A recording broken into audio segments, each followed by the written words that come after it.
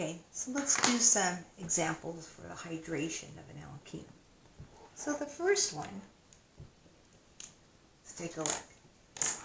Dilute sulfuric acid. So if it's dilute, then what's my excess solvent? Or my solvent? It's going to be water. And if it's dilute, that means that we have a lot of water. So we're going to drive the hydration to completion, or at least to a lot more product, of which we'll have to figure out ways to isolate it and remove the product so we can keep the reaction going. If we add it, think about what happens here. If I add a hydrogen there, I have a carbocation here, I would end up having a shift and end up getting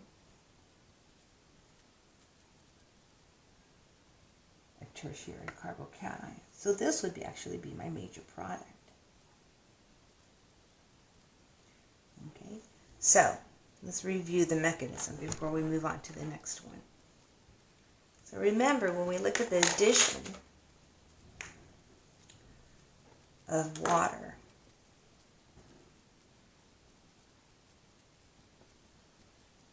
the first thing that happens is you add your acid from your dilute sulfuric acid. You're going to form the more favorable carbocation, so not the primary, but this is secondary. So we're going to have an alkyl shift. In this case, it's a methyl shift. When we do that, this methyl group shifts over, and now we have a tertiary carbocation. And it's this tertiary carbocation that the hydroxyl group of my water now attacks. Okay? And that's how we get this product right here. So the issue, or not the issue, but the thing that you always have to keep in mind is the mechanism when we look at it. Okay?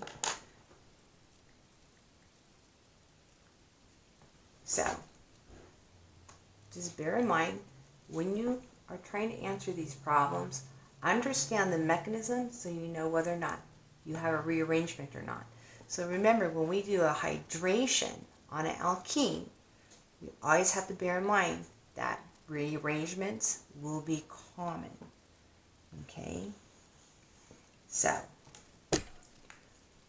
rearrangements are common because we go through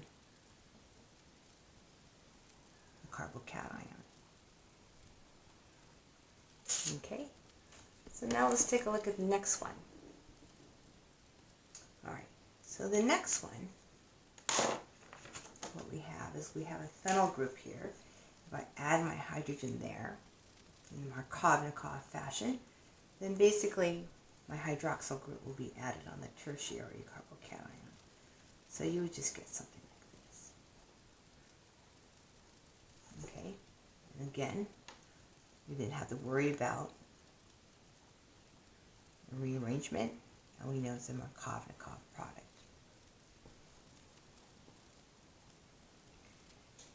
If we look at this situation with the asymmetry, we see that if we add a hydrogen here, we form a tertiary carbocation, so this is where my alcohol group will go.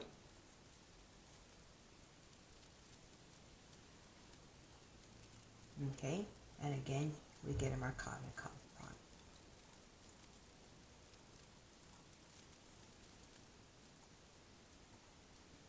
Okay, so what happens if we want to actually add my water but not worry as much about rearrangements? So let's take a look at the next set of syntheses.